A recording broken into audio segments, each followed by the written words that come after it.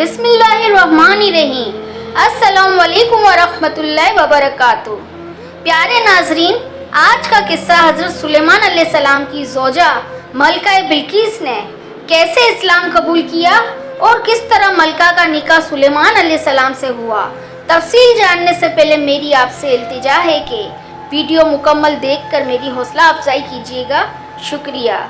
ملکہ سبا زوجہ حضرت سلیمان علیہ السلام کا ذکر قرآن پاک کی سورہ نمل میں حضرت سلیمان علیہ السلام اور ملکہ سبا کا واقعہ موجود ہے، جو کہ بہت دلچسپ ہے اور سنانے میں بھلا معلوم ہوتا ہے۔ حضرت سلیمان علیہ السلام بنی اسرائیل کے جلیل القدر بادشاہ اور نبی تھے۔ انسانوں کے علاوہ جنوں، پرندوں اور جانوروں پر بھی آپ کی حکومت تھی۔ ایک دن ہدہد پرندے کے ذریعے حضرت سلیمان علیہ السلام کو یمن کی ملکہ سبا کے متعلق اطلاع ملی، جو سورج پرست تھی۔ شیطان نے اسے اور اس کی قوم کو گمراہ کر رکھا تھا۔ آپ نے ملکہ سبا کو ہدہد کے ذریعے ایک خط بھیجا۔ ہدہد نے یہ خط ملکہ سبا یعنی ملکہ بلقیس کی گود میں اس وقت گرایا جب وہ خلوت کے عالم میں استراحت کر رہی تھی۔ کسی کو علم نہ ہو سکا کہ خط کون لایا ہے اور کس وقت دیا گیا۔ خط کی عبارت کچھ اس طرح سے تھی: یہ خط سلیمان علیہ السلام کی طرف سے ہے اور اللہ کے نام سے شروع کیا جاتا ہے، جو بڑا مہربان اور رحم والا ہے۔ تم کو سرکشی اور سربلندی کا اظہار نہیں کرنا چاہیے اور تم میرے پاس خدا کی فرما بردار بن کر آ جاؤ۔ ملکہ سبا نے یہ خط کو پڑھ کر اپنی روایت کے مطابق درباری امراء سے مشورہ کرتی تھی۔ انہوں نے یہ کہا کہ ہم زبردست جنگی قوت اور طاقت کے مالک ہیں، ہمیں سلیمان علیہ السلام سے مرعوب ہونے کی ضرورت نہیں ہے، اور فیصلہ کرنے کا اختیار بھی انہوں نے ملکہ کو ہی سونپا کہ وہ جو فیصلہ کرے ہم اس پر راضی ہیں۔ ملکہ اپنی قوت اور طاقت سے بخوبی واقف تھی، لیکن حضرت سلیمان علیہ السلام نے جس طرح ہم تک پہنچایا تھا اس نے ملکہ کو سوچنے پر مجبور کر دیا۔ ہم نے جلدی میں کوئی فیصلہ نہیں کیا اور نہ ارادہ کرتے ہیں۔ سلیمان علیہ السلام کو قاصدین کے ہاتھ چند تحفے بھیجے۔ قاصدین کو بھیجنے کا ایک مقصد صرف یہ تھا کہ حضرت سلیمان علیہ السلام کی دعوت و حشمت کا صحیح اندازہ لگایا جا سکے۔ جب قاصدین آپ علیہ السلام کے پاس پہنچے تو انہوں نے فرمایا کہ تم میری ہدایت کو بالکل غلط سمجھتے ہو، میرے احکام کی تعمیل کیجیے اور آپ تحائف واپس لے جا سکتے ہیں۔ تم مجھے ان تحائف سے بہلا پھسلا نہیں سکتے۔ اگر میرے پیغام کی تعمیل نہ کی تو میں عظیم الشان لشکر کو لے کر سبا کے ملک پہنچوں گا، تم مدافعت نہ کر پاؤ گے اور تم کو شہر بدر کر دیا جائے گا۔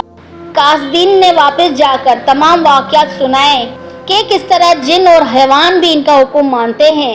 ملکہ بلقیس حق دھرم نہ تھی، اس نے اپنی قوم کو ہلاکت میں ڈالنے کے بجائے حضرت سلیمان علیہ السلام سے ملاقات کا فیصلہ کیا، اور سلیمان علیہ السلام کو علم ہو گیا کہ ملکہ سبا ان کی خدمت میں حاضر ہو رہی ہیں۔ انہوں نے اپنے دربار میں موجود افراد سے پوچھا کہ کون شخص ملکہ سبا کے پہنچنے سے پہلے ان کا تخت پہلے یہاں لا سکتا ہے۔ ایک دیو نے عرض کیا کہ میں ہمارے دربار کے برخاست ہونے سے پہلے تخت لانے کی طاقت رکھتا ہوں اور تخت میں کوئی خیانت نہیں کروں گا۔ جن کا دعویٰ سن کر حضرت سلیمان علیہ السلام کے ایک وزیر نے کہا، میں پلک جھپکتے میں تخت کو یہاں پر حاضر کر سکتا ہوں۔ چنانچہ حضرت سلیمان علیہ السلام نے رخ مبارک پھیر کر دیکھا تو ملکہ سبا کے تخت کو موجود پایا۔ آپ نے فرمایا، میرے پروردگار کا فضل و کرم ہے کہ وہ مجھ کو آزماتا ہے کہ میں اس کا شکر گزار بنتا ہوں کہ نافرمان۔ حقیقت تو یہ ہے کہ جو شکر گزار ہیں ہمیں بھی ان کا شکر گزار ہونا چاہیے۔ وہ دراصل اپنی ہی ذات کو نقصان پہنچاتا ہے، اور جو نافرمانی کرتا ہے تو خدا ان کی نافرمانی سے پہلے ہی بے پرواہ ہوتا ہے۔ اللہ کا شکر ادا کرنے کے بعد اس تخت میں کچھ تبدیلی کی ہدایت فرمائے اور فرمایا کہ دیکھنا چاہتا ہوں کہ ملکہ سبا دیکھ کر اس کی طرف مائل ہوتی ہے یا نہیں۔ کچھ عرصے بعد ملکہ سبا آپ کی خدمت میں پہنچ گئی۔ جب ملکہ دربار میں حاضر ہوئی تو ان کو تخت دکھایا گیا۔ ملکہ نے کہا کہ یہ تخت تو ہمارے جیسا ہی ہے۔ ملکہ نے کہا کہ مجھے آپ کی قوت اور طاقت کا پہلے ہی علم ہو چکا ہے، اس لیے میں فرما بردار ہو کر حاضر ہوئی ہوں۔ ملکہ نے فرما برداری کا ذکر تو کر دیا تھا، لیکن حضرت سلیمان علیہ السلام کا مقصد تو اللہ کا فرما بردار بنانا تھا، لہٰذا انہوں نے جنوں کی مدد سے ایک شاندار محل تعمیر کروایا جو اپنی چمک دمک، آرائش اور سجاوٹ میں بے نظیر تھا۔ اس میں ایک شاندار حوض تھا، حوض کے ساتھ چمکیلا فرش تھا۔ فرش ایسا دکھتا جیسے فرش پر پانی گرا ہو۔ ملکہ سبا سے کہا گیا کہ وہ کیسر شاہی میں آرام کرے۔ ملکہ کو صحن سے گزرنا پڑا تو ملکہ کو لگا کہ صحن میں پانی ہے۔ اس نے اپنا لباس پنڈلی تک اٹھایا کہ پانی میں بھیگ نہ جائے۔